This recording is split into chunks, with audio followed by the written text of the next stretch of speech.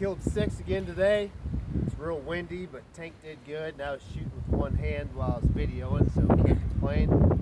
Anyway, it's mid-December, and we got a pretty good young hunting dog. He's a year and a half old. Not quite a year and a half, year and 4 months. And he is treeing rutting buck squirrels that are timbering out real bad, but we're still getting a few. So 6 mid-December is not a bad day in my book, and catch you on the next one.